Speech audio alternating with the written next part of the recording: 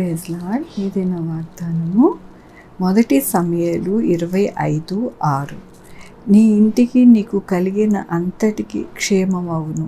ఎంత గొప్ప వాగ్దానాన్ని దేవుడు మనకి అనుగ్రహిస్తూ ఉన్నారండి. దినమున దేవుడు ఏమంటూ ఉన్నారండి, మన ఇంటికి మనకి కలిగిన అంతటికీ కూడా క్షేమము అవుతుందని దేవుడు సెలవిస్తూ ఉన్నారు. మన జీవితాలకి క్షేమాన్ని, అలాగే మనకి మన యొక్క జీవితాలలో ఆనందము, సంతోషము, కృపను అనుగ్రహించేవారు మన దేవుడు. మనకే కాకుండా మన యొక్క కుటుంబము అనగా మన బిడ్డలు మన తల్లిదండ్రులు అందరికీ కూడా దేవుడు ఏమనుగ్రహిస్తారంట అంటే క్షేమాన్ని అనుగ్రహిస్తారంట. దేవుని యొక్క వాక్యములోని నీవు నీ దానముతో వారి కడుపు నింపుచూ ఉన్నావు, వారు కుమారులు కలిగి తృప్తి నందుతురు, తమ ఆస్తిని తమ పిల్లలకు విడిచిపెట్టుదురు. అవునండి, మన యొక్క జీవితాలలో దేవుడు ఏమని చేస్తానని ఈ దినమున వాక్యము మనకి అనుగ్రహిస్తూ ఉన్నారంటే, ఆయన దానముతో మన కడుపు నింపుతారంట. మనము కుమారులతో తృప్తి పొంది మనము ఎంతగానో ఆనందకరముగా ఉంటామంట. మన ఆస్తి మన పిల్లలకి మరి దేవుడు అనుగ్రహిస్తారంట. ఎంత గొప్ప దేవుడండి. మన యొక్క జీవితాలలో మనకి అవన్నీ కూడా కావాలి అని ప్రతిదినము ఆయనకి మొరపెడుతూ ఉన్నాం. ప్రతిదినము ఆయన పాదాలు పట్టుకుంటూ ఉన్నాం. దేవుడు జవాబుగా మనకి అనుగ్రహిస్తూ ఉన్నారు.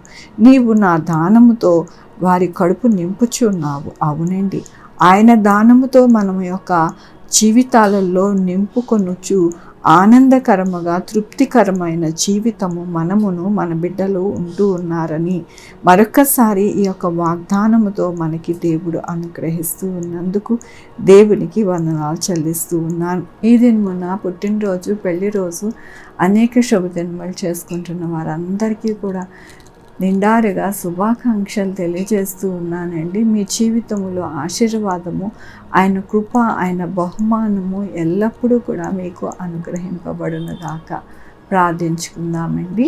యెహోవా దేవా, నా తండ్రి, నా ప్రభా, మీ యొక్క కృపచేత నా తండ్రి నాయన వాగ్దానం మీరు అనుగ్రహించారు. మాకును మా ఇంటి వారికి క్షేమము కలుగునుగాక అన్నారు. నాయన ఎంత గొప్ప వాగ్దానాన్ని మాకు అనుగ్రహించారు. అది కాకుండా మీరు దానముగా మాకు దయచేస్తూ ఉండినప్పుడు నాయన మేము తృప్తిపడి సంతోషకరమైన జీవితము మేమును మా కుటుంబము అనుభవిస్తుందని మరొకసారి మీరు వాగ్దానముతో వాక్యముతో మాట్లాడినందుకు మీకు వందనాలు చెల్లిస్తూ ఉన్నాను. నాయన నా తండ్రి, ఈ దినమున పుట్టినరోజు, పెళ్లి రోజు, అనేక శుభదినములు చేసుకుంటున్న వారందరినీ నిండారుగా దీవించండి, ఆశీర్వదించండి, మీ కృపలో భద్రపరచండి. నా ప్రభా బహుమానాన్ని అనుగ్రహించండి. మా కొరకు ప్రార్థించమన్న వారిని నాయన మీ యొక్క కృపలో భద్రపరచండి.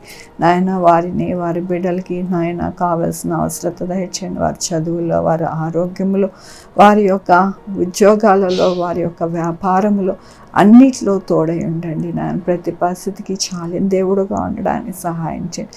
Sugar, BP, thyroid, heart problem, kidney problem, AIDS, cancer, నరాలు బలహీనత, పెరాలసిస్, గ్యాస్ట్రిక్ ట్రబుల్, ప్రతి విధమైన అనారోగ్యాన్ని తీసివేసి స్వస్థపరిచే యెహోవా నేను అన్నారు. మీ కృపని అనుగ్రహించండి.